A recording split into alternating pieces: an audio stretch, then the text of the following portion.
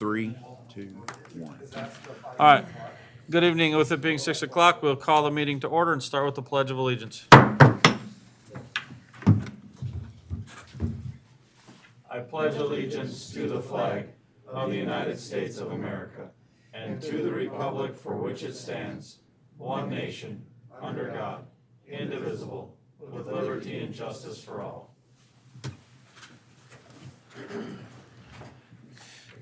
Quickly, roll call around the horn, please. Peterson here. Bora here. Steichen here. Nash. And Olson. With that, we have our agenda. I didn't see any additions or subtractions. All right, thank you. I will entertain a motion for our agenda. Steichen, so moved. Motion by Steichen, Second. a second by Nash. All those in favor say aye. Aye. Opposed? Motion carries. With that, we have our consent. Any questions? There's a few things, but do we have any specific questions? Hearing none, I will entertain a motion for our consent agenda. Motion to approve.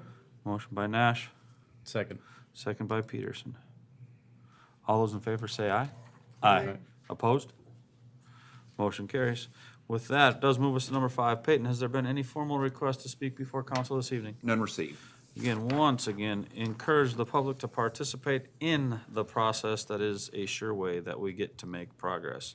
With that, it does move us to number 6 in the fire department and 6 Alpha, everybody's first meeting of the month, favorite conversation, the pay request for where we're at in the fire hall. Good evening. Well, it's nice to come here when the sun is still in the air. So- But, yep, we're here once again, early in the month to request payment of $467,566.47.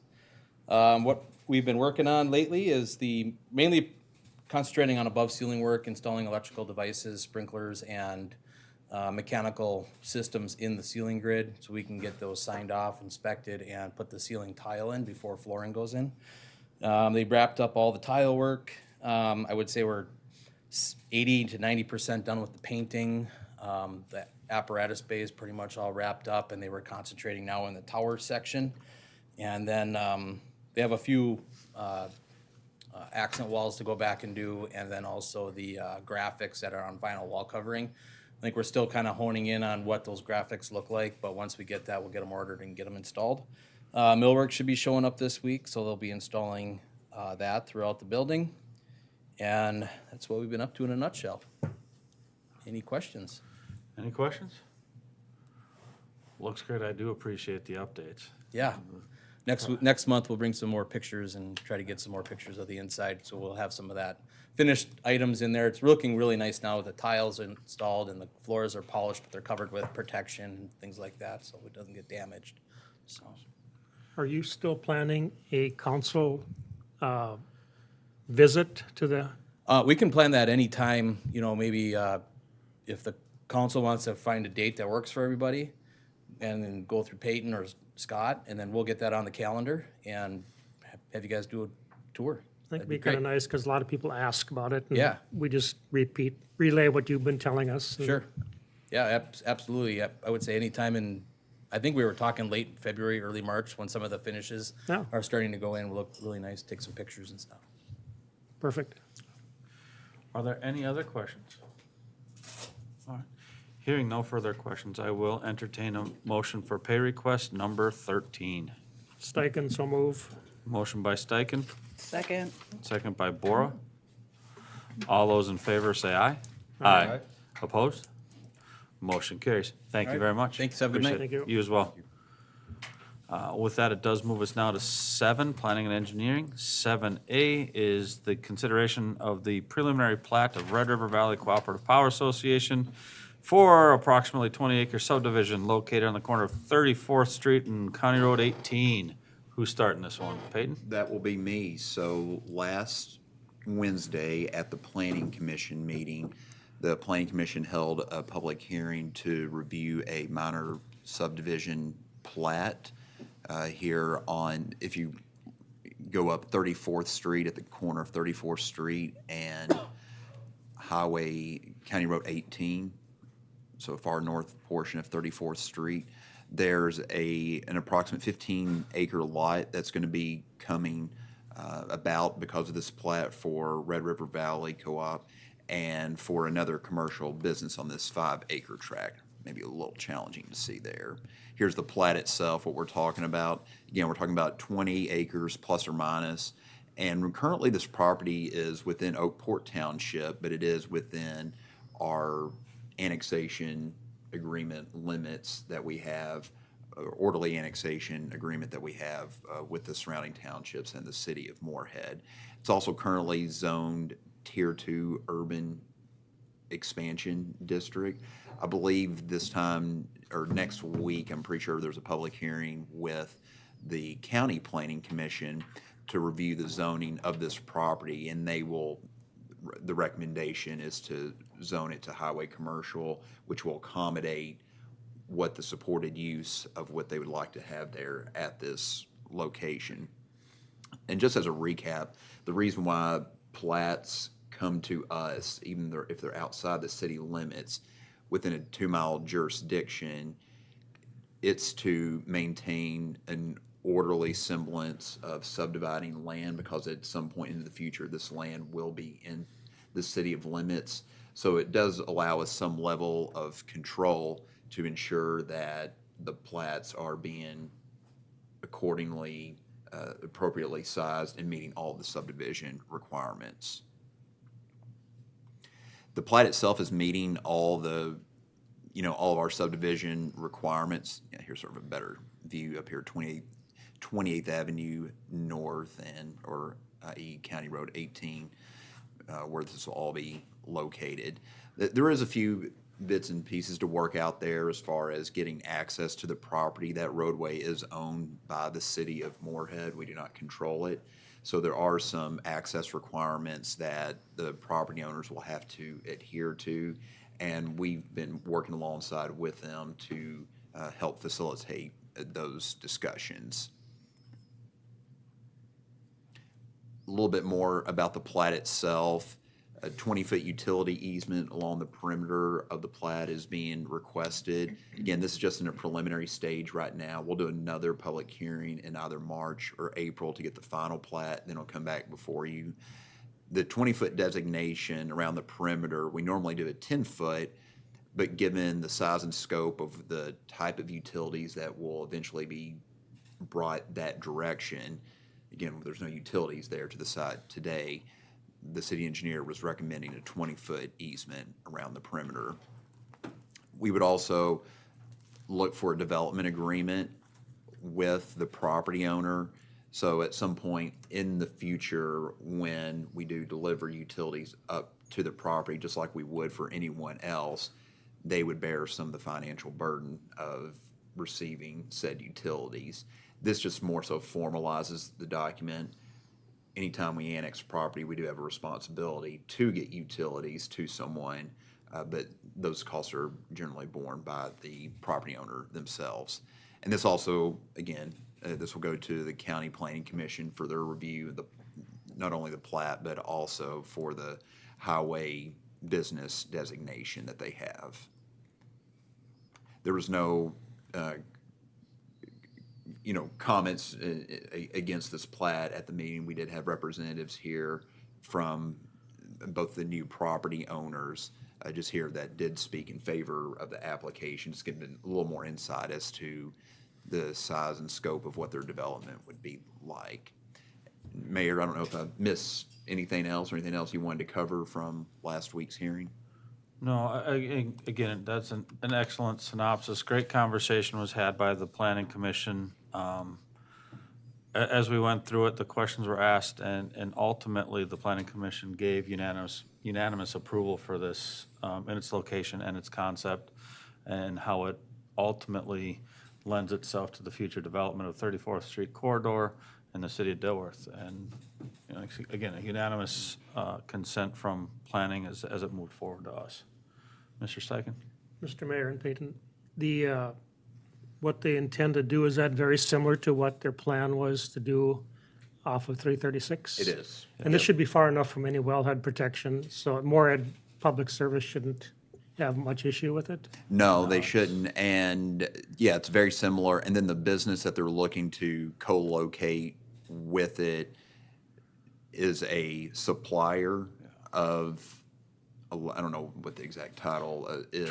Transformers, isn't that what they said? Yeah, well, it's just related equipment to what an electrical company, power company would need. It's just a wholesale, I don't know if it's a wholesaler, but it's a supplier. Yeah, and everything it's a warehouse and Yes. concrete, and again, it'll ultimately be right across the street from, the sanitary, or the lift station, the new kind of lift station, and then the lagoons or whatever. I think the location, and I'm not on that committee, but you would think with the new location, it should be well outside any concerns for the environmental factors, especially given the location in proximity to those other pieces along 34th Street. Kevin? Let's face it, the old location they had really wasn't very intrusive, except the fact that they had an above-ground fuel tank, right? And more public service and the watershed district took issue with that. And now this is presumably far enough away that they won't derail it this time. That's the hope, I guess. Are they here to speak? Can we have them answer that question? Melissa can. And maybe this will give us greater insight. That would Sure. be appreciated. Thank Yeah, you. Mayor Olson and members of the council, my name is Melissa Beach. I'm the Economic Development Administrator with Minn-Kota Power Cooperative. So Red River Co-op is one of our owners, so we work on their behalf at times. I don't know that I can answer the fuel tank, above ground tank storage question necessarily, but this location would likely be a bit larger than what they'd previously planned and designed. And then actually the parcels were switched, Peyton. So the 5 acre is Red River Valley Co-op.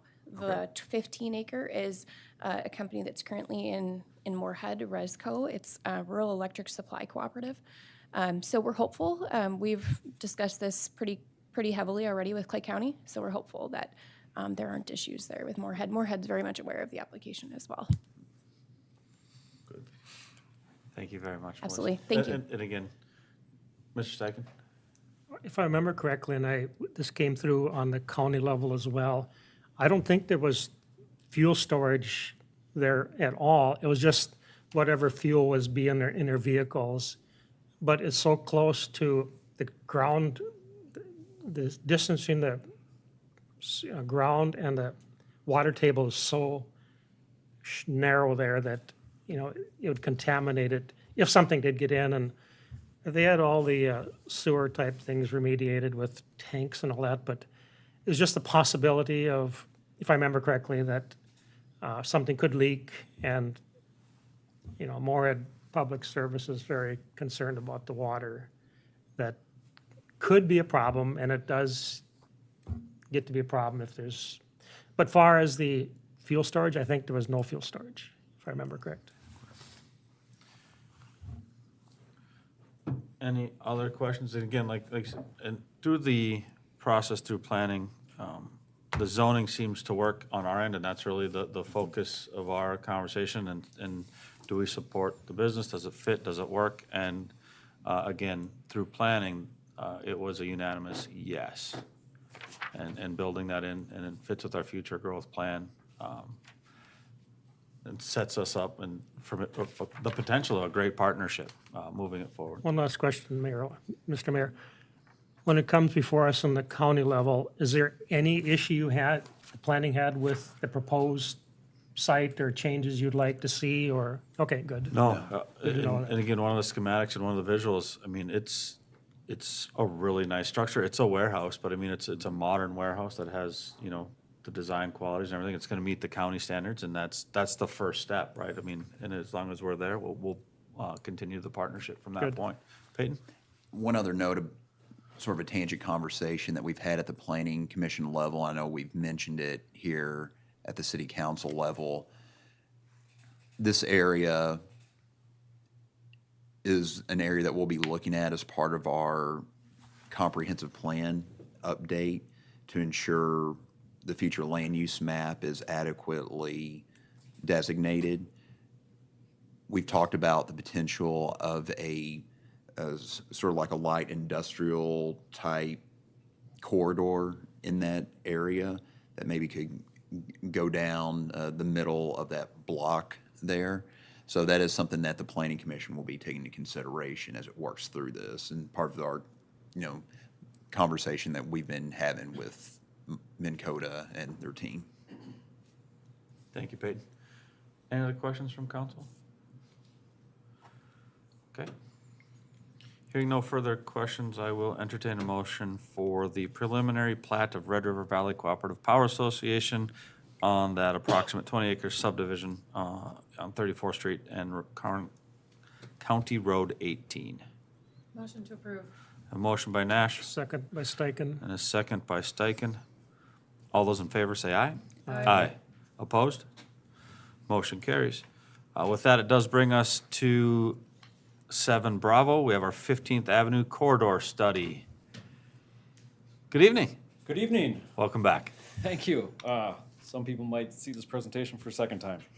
I'm Scott Middow with KLJ. We were hired by Fargo-Moorhead MetroCog to review the 15th Avenue corridor just on the north side of Dilworth.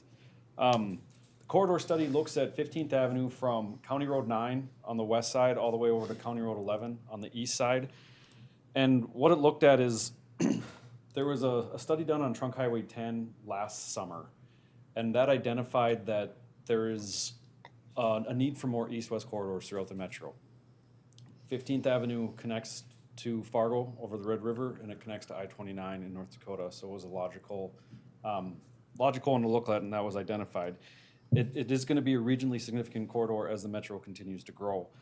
So what we looked at, the goal of the study was to look at what feasible alternatives are out there when the corridor is improved, what the future ownership and maintenance looks like, and then to review the existing ownership and maintenance. So with that, the existing roadway out there is under the jurisdiction of 3 separate townships. It's Oakport, Moorhead, and Moreland. Oakport and Moorhead, well, I guess all 3 of them contract with Clay County to do the maintenance. But then there's another agreement between the city of Dilworth and Moorhead and Oakport to pay 75% of that maintenance. So that's kind of the existing makeup of how that road is maintained now and how it's owned. It's just an existing township road now, 20 to 30 feet gravel road, nothing major. We did go out there over the summer and take traffic counts. We took through movement counts and we looked at the turning movements at each intersection out there. As you can see, the highest is between County Road 9 and 50th, and that's 285 ADT. As you head east, it starts to drop. So looking at it, the traffic counts weren't real big out there. So we couldn't just take a growth rate and multiply it to see what kind of traffic was gonna use that road in the future. One thing we looked at is the portion of 15th Avenue just to the west from 34th Street to County Road 9, that was paved in 2019. Before it was paved in 2017, there was 350 vehicles a day that used that road. They took counts again in 2020 after it was paved, and that jumped to 850. And so if it gets improved, people are gonna use it more and more. So we had to look at how are we gonna forecast traffic for this roadway in the future. So what we looked at is growth rate of the Fargo-Moorhead area, the metro. We looked at land use changes, using Dilworth's comp plan. And then we looked at what traffic is gonna divert from other roads out there. And we looked at 3 different scenarios to make sure we kind of got a wide range of what the possibilities are. So the first one is just looking at the traffic diversion. So this all uses the growth factor, but we looked at 28th Avenue, which is County Road 18, what traffic would divert from there, what traffic would divert from Highway 10, and what traffic would divert from I-94 if the roadway was improved. So under our low volume, 25% of the traffic from 28th was diverted to 15th Avenue. And I should clarify that. We looked at an origin destination study, so that's not 25% of the total traffic from that road. That's 25% of the traffic that is using any one of those roads out there to go from the north side of Fargo-Moorhead to Trunk Highway 336 and Highway 10. That area, that's kind of from there to there, who's using that road. So again, on this low scenario, 25% from 28th, 10% from Highway 10, and 0 from 94. So you can again see it's still dropping as you head east, but we're looking at a peak at about 2,700 vehicles a day, and this would be 2045. We also looked at a mid-range scenario, and that's 50% of the diversion from 28th, 35% from Highway 10, and 10% from I-94. And then we looked at a pretty robust scenario. This is the high build-out. So this takes into account everything in the city of Dilworth footprint, that's all built out. So it's all developed. So there's traffic there, there's new intersections there. And again, so this is now 100% of the traffic would divert from 28th, 35 from 10, and 10 from I-94. And the reason we wanted to look at that wide range is we wanted to make sure when we were looking at alternatives for future improvements that nothing kicked us into needing more roadway capacity. Right now, under all three of these scenarios, one lane in each direction with some turn lanes at intersection meets the need. We just wanted to make sure that if this development did occur in a pretty rapid pace, do we need 2 lanes in each direction? We found we didn't. Again, as I mentioned, part of this too was to look at the future ownership. So long-term, it was kind of, we met with the townships, we met with city, we met with Clay County. Long-term, it's looking like the city of Dilworth will eventually own this road as development takes place up there. But in the short term, that's not the case. In the short term, we came down to 2 ownership options. It could either retain as a township road now under the 3 different jurisdictions, or it could become a Clay County road. We did meet with Clay County. They're open to the possibility of taking over that roadway, but they would want to make sure that they limit their financial risk. They're not taking ownership to pay for everything, pay for any future improvements, but they do understand that they do have the resources in-house to facilitate any improvements. That half mile just to the west, that was a partnership between Oakport Township and Clay County. Clay County actually did the design, they kind of administered construction, but they helped Oakport Township apply for the grant. So then we also looked at alternatives throughout there. We kicked around a lot of different alternatives right away. We kind of narrowed it down as we went. Initially, we did look at some urban alternatives, but again, with the city of Dilworth not taking this road over till far into the future, an urban alternative with curb and gutter just didn't make sense. It's not, the townships in the county aren't set up to maintain a road like that. So we looked at alternatives kind of based on the funding. And so if the townships were to stay the owner of the road, they don't have the financial resources just to make these improvements, so they would need to look at possibly grant opportunities, things like that. And that dictates the design standard. And so the narrowest section of road we can get in there is that one on the top there. That's typical section 2.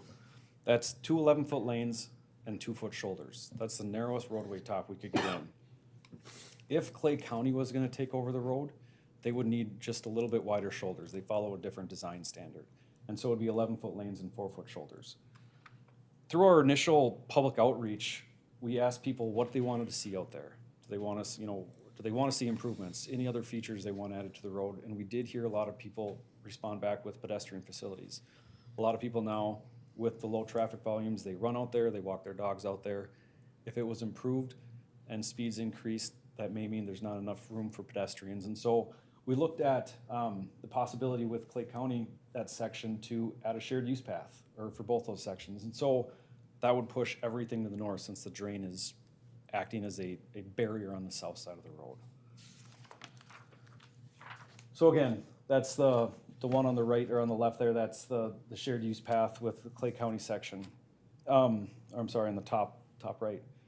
The other thing we looked at is when we reached out to the public, there's 2 landowners that directly front 15th Avenue within the corridor study area. Both those landowners were opposed to having their property impacted by the project. And so what we looked at is, well, to avoid that, what do we have to do? And so we looked at a couple alternatives that would shift the drain and the roadway to the south to not impact those properties. And it would just be at the intersections of Casa 9 and 60th. The rest of the road would be shifted to the north where there's just agricultural land, but that would introduce some curves into the roadway. We did look at those. Those are more costly alternatives. There's box culverts out there for the drain, more right-of-way costs, things like that. But we did look at it, and then we looked at it with the shared use path as well. We took all this information, bundled it up, and took it to the public in November of 2024.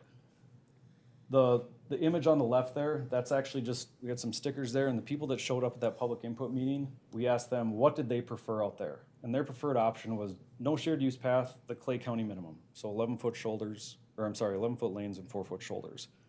On the flip side, the people that took part in the survey online, they actually liked the Clay County minimum with the shared use path. So we have consensus on the roadway typical section, but it's just with or without a shared use path. The other thing that was interesting is we wanted to know what was important to people out there. Cost was up there, but the most important thing that people wanted was roadway reliability. As I mentioned, that portion of road to the west, that was paved because the township could not keep up with maintenance any longer. In the summer, if it was hard rains, the road would wash out, people would get stuck. In the winter, snow coming through, and people get stuck, so they eventually had to close the road. So, looking forward, what we looked at in the study is just made some recommendations for next steps going forward. And one of them was a memorandum of understanding between the townships, City of Dilworth, and Clay County. And it's basically just to keep the conversation going. Traffic is gonna continue to increase on that road. And so, be proactive. Is there funding opportunities out there? Who's gonna take the lead? Things like that. Just keep that conversation moving so that it's not a panic of, wow, we've had to close this road several times this summer, this winter. What are we gonna do about it? Be more proactive than reactive. The other thing is develop a timeline of improvements. So there's a couple factors in this. Trunk Highway 10 at the earliest is gonna be reconstructed in around 2030. And that'd be at the earliest. Regardless if that's maintained if that road is open during construction or if it's detoured, I would venture to guess traffic on 15th is going to increase because it's path of least resistance, right? People are gonna use that. And so that's a factor in when this roadway should be improved. The other thing is that 350 ADT, I mentioned that was paved and that portion was west of paved in 2019. That was because of the maintenance. They had 350 ADT out there. The counts we took last summer show this roadway is at 285. So it's getting close. That 350 vehicles a day is the tipping point. There's not a lot of time left. And then just, you could see through the traffic counts, it'd be best to improve from east to west.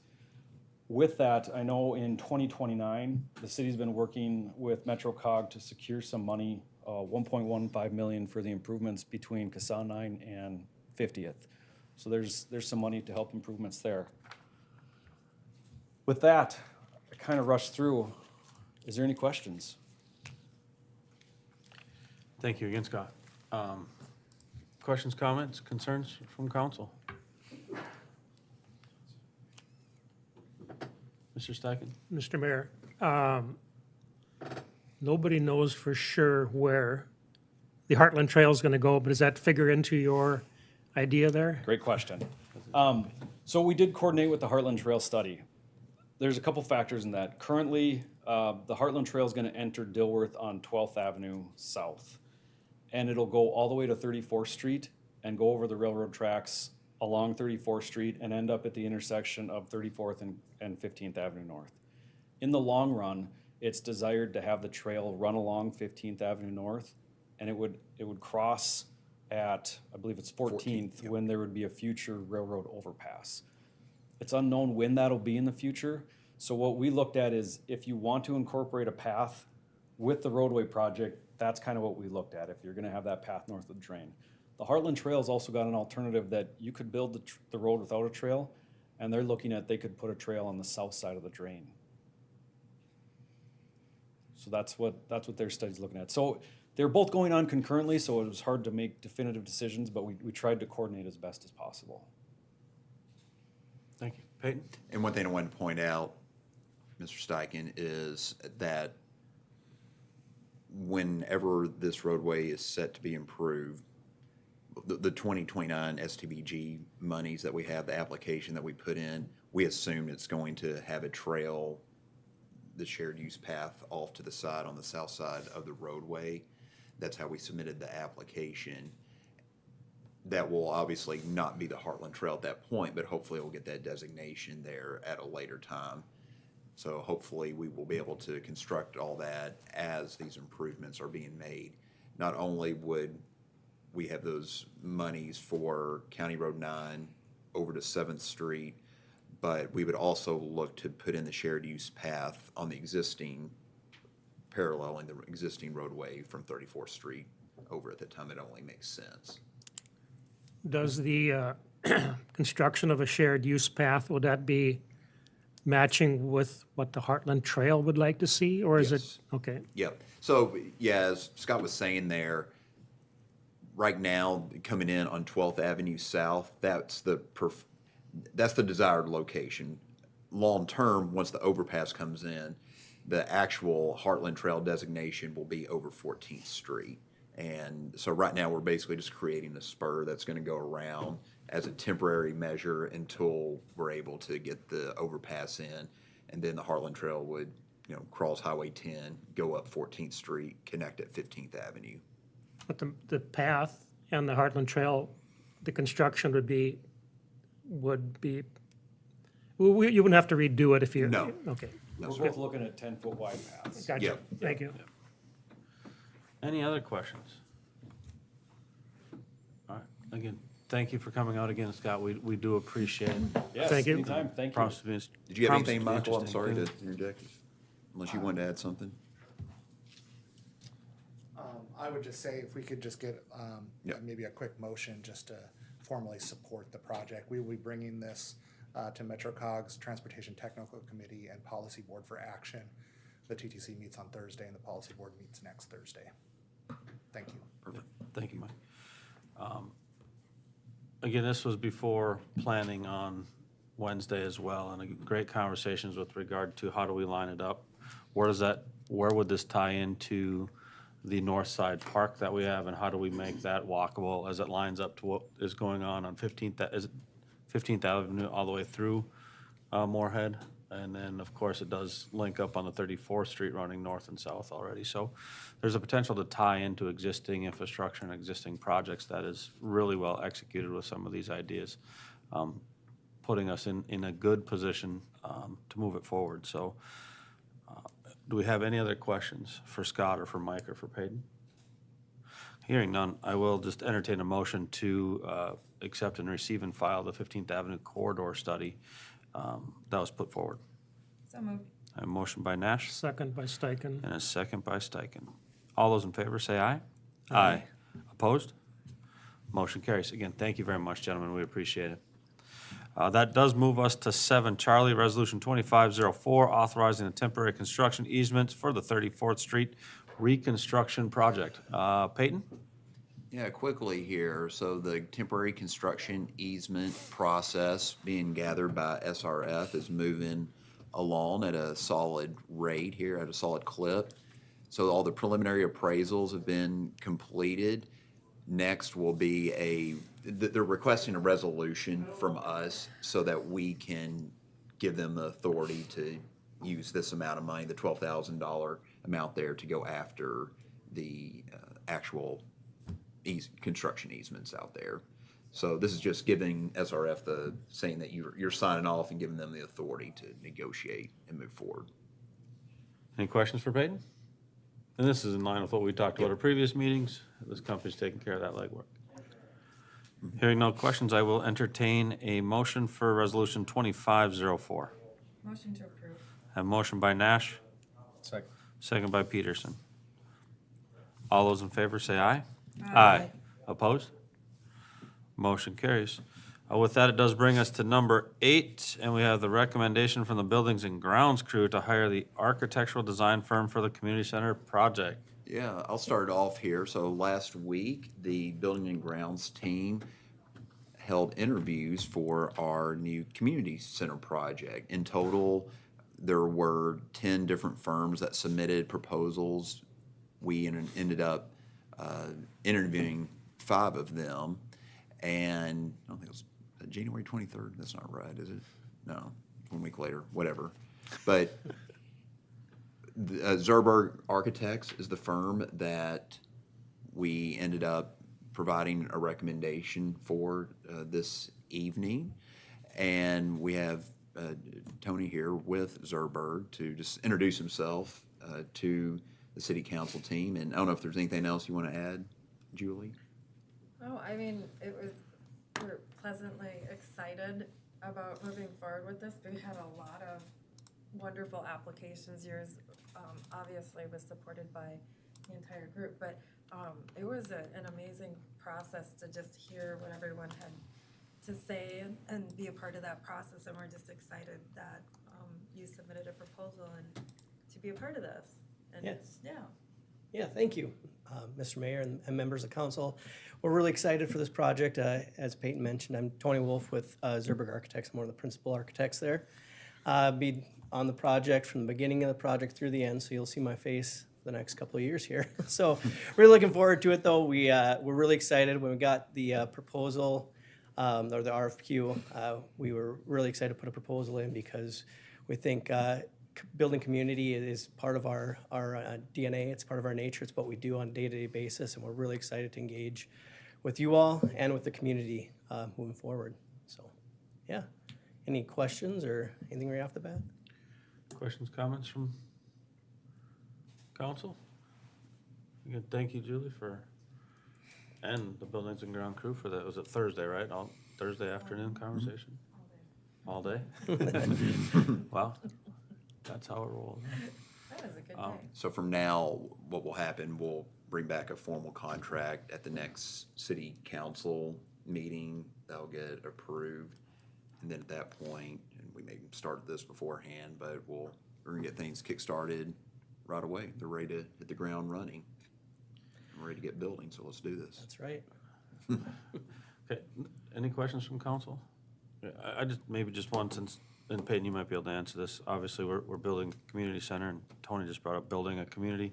Does that, where do we fall in line with, once we, going back to the public to get some input? Is that part of your design process? Certainly, yes. And how does that, again, just, how does that work so we can get ready for that piece as well? Yeah, do you want to speak to the public engagement part Sure. of it? Yeah, so initially we'll have typically you'll have like a key stakeholders group of people who are, again, kind of forming a committee to help guide some of the direction. But getting out there and having public meetings where we pull the community in and get input and opinions about what this building should be, how it should feel, the style of the building, that sort of thing. You know, very similar to some of that, you know, the dot voting. You know, we do some of those exercises when we do these meetings, but really it's just getting out in the community, engaging with them, and connecting up with them a couple of times so that we can make sure we're getting the correct, or getting all the input that everybody wants to give us on that project. Awesome. Awesome. Thank you very much. Again, go ahead, Julie, I'm sorry. No, I was just gonna add to that, that was a key piece of our interview process, was that we had promised that we were going to have engagement from the community before we decide what this community center is going to encompass. And so that was a key piece of what we were interested in hearing more about from everyone too. And so we're very excited to make sure that that is, you know, a forefront as we begin the process. So I appreciate your focus on that. Yeah, you bet. Yeah, we do a lot of them with schools, and really it's just connecting and engaging with the community is key. All right. Well, thank you. And again, thank you and congratulations. Yeah, thank you. Thank you. Thank you. Thanks, Thorne. So with that, Peyton, you need a formal recommendation to hire the architectural firm? Yes, please. I will entertain that motion. I will make that recommendation. I have a motion by Nash Second. and a second by Bora. All those in favor, say aye. Aye. Opposed? Motion carries. And with that, a formal congratulations. Now it's a matter of record. So thank you very much. I look forward to our next steps. Same here. That does move us to number 9, gives us council member concerns and committee updates around the horn. I got nothing. Thanks, Kevin. I was just gonna remind everybody to sidewalks, snow on them, keep them clean, fire hydrants, and then Chief left, but I seen one of our officers helped a resident shoveling, so that was awesome to see. Just wanted to give a shout out to the police department. That's all I got. Thank you. Mr. Steichen. I got a couple things. Mayor Olson, Vice Mayor Nash, and I, and Community Development Director Don Lorsing. It's the Building Industry Association, is that You know, it's Correct. not the home builders, but Yep. that's kind of how we all. Mayor Olson did a great job talking, like he always does, highlighting things about Dilworth, what we've been doing, what the purpose of community involvement and not running things down people's and getting their input. So it's good to keep reinforcing that because a few times I've heard sometimes people think it's already been decided. So it was just fun to see the, see, Julia's going to talk about this. No, you got Oh. it. I don't want to duplicate things, but I'll let Vice Mayor Nash work on that a little more. But the other thing that was pretty interesting was the intergovernmental retreat in Clay County run by the Moorhead School. Vice Mayor Nash did a great job talking about Dilworth, highlighting different features that we're working on. You know, fire hall is, you know, real visible sign, and plus the local option sales tax for the community center. So, but in part of that whole event was a lot of discussion was centered around homelessness and the recovery of, and then they had everything from opioid to how they deal with how law enforcement, when law enforcement comes upon a situation, how they deal with it, where they send them, and those kind of things. I didn't realize some of these things were kind of in place. And they had a social worker from a clinic setting in Moorhead and talked about the issues that they have and how they balance that with what they want, what they can, what they not allowed to do. And then the Moorhead police officer was there talking about his side of things. So, but the big thing on the event was the Psychiatric Residential Treatment Facility, PRTF. There's only, I think, 4 that exist in Minnesota, and most of them are down by the cities in that area. And there's nothing up in this part of the state. So it's pretty exciting that the county is being proactive in working at this. For those that remember or don't know, I think we had a resolution from the council sent by Commissioner Jenny Mojo that we supported their position on this. And it all comes down to get funding from the state. This is going to be a tougher year than most years, but they found a way to make it cheaper than a lot of people would have thought. They're not going to create a whole new brick and mortar building for the Psychiatric Residential Treatment Center. They're going to use the juvenile detention center now, and just with some minor modifications and renovations, they can use that because it works really well. And then they're going to build off-site non-secure, they had a name for it, but a setting for the juveniles to be in and divided by male and female and all that. And it would likely be really close by, but they were fortunate enough to get Steve Summers, one of our local residents here, part of Solutions Behavioral Healthcare Professionals, to basically be a part of running it. And he's very excited to take over. The county's very excited to have someone take over and take the lead on that, I guess.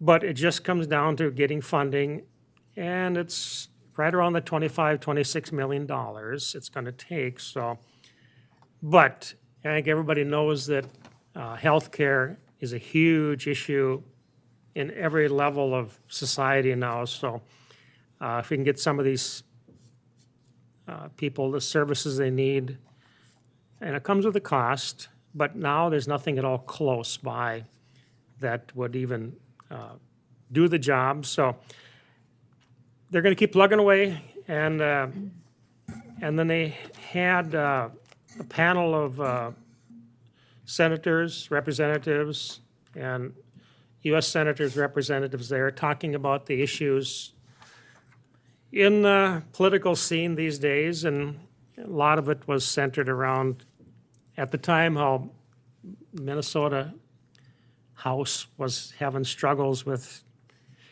getting that, which they got it figured out now, but they all agree that it's valuable to have this, but, the money is gonna be a problem, or an issue, and I shouldn't say problem, it's gonna be something they really have to work on, so. Then the other thing, I'll stop with this comment on this event. For those that were at the housing study, and those of us that were at the Housing First study here a couple of years back, the Housing First was I think a police officer from Milwaukee, Wisconsin that came and spoke. We were at a few of his meetings. Very good things they're doing in Milwaukee, but when you come to this area, you got 2 states, got 2 counties, 2 major cities, and it's not easy to get things working together sometimes. But people are very amazed by the municipalities and entities in this part of the country that can actually work together quite well. They gave an example of a city in a different state, larger city. Roughly, the half of this east-west type of naming of the city, they really can't be in the same room, let alone work together. So people were very excited that what happens, and it has a lot to do with the mayors and the staff and the county level as well. So and Chandler Esslinger, and Quinn Jaeger from the county, but Chandler Esslinger, she's part of the FM Coalition, Dan Homeless. She spoke about it, and we did talk to her after the fact, and she's one that wants to get that to continue in some capacity if possible. So it's kind of sad that it kind of was, I shouldn't say it ended, but it really haven't heard much about it for quite a while. So that was a fun event. That was always fun, just to get to meet people and see people again. My first meeting on MetroCog, I realized I have a lot to learn. Just learning what the acronyms are is a good start. It's just overwhelming but it's amazing how they work with federal and the state, and everybody wants a little part of what they have going, and they all seem very cordial to me, and I don't come in knowing, I come in, told them I don't know a lot about what you do. So Vice Mayor Nash, she always has glowing comments from the people there because she was very much on top of things. So I'll have to be talking to her once in a while about things I do know, but it's quite an undertaking. It's all important. Everything we do is important, but it's takes a little bit more work than, I'm not complaining, but it takes a little more work than I thought it was. I think I should stop there because Vice Mayor Nash is going to speak on the home builders or the building and just industry. So that's where I'm going to end. Well, so yeah, we've had a couple of great opportunities where, I think we're fortunate to, again, like you said, like the collaboration, but to be able to go to these events and be a part of it, I'm appreciative of that because we do have great relationships with the other members of the other councils and their staff. And so being present at those events really, goes a long way. Even when we were at BIA and sitting and just chatting beforehand, those relationships mean a lot. And so, again, that was great, your speech on, it's fun to hear the mayors do their talk, and I always appreciate that. Again, you can see the relationship that you guys have and the collaborative network, but it was really interesting, the speaker they had. Again, getting to be a part with the building industry, but when they bring that speaker in to talk about what drives our communities and what's important. And again, this was a supply side economist. So, when they're talking about housing and everything, yes, it does drive it. But then, like we know in our community what, different areas we need to look to. But I really enjoyed what he had to say and want to take the time to go and, see the report that he was talking about too, to learn more.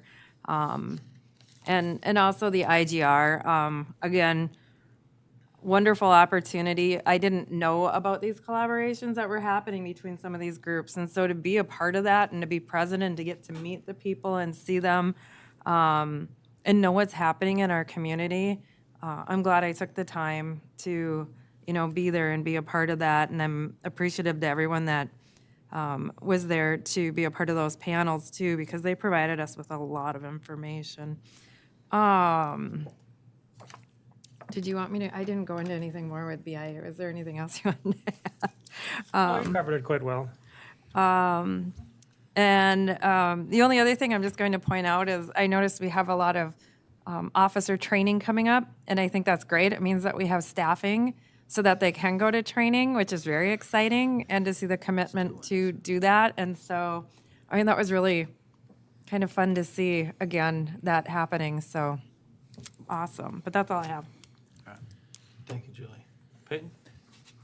On February 24th, we'll be doing our strategic planning session that afternoon. And as we go into that, there'll be some specific things that we'll deal with, most notably like on the transportation front, like future roadway projects.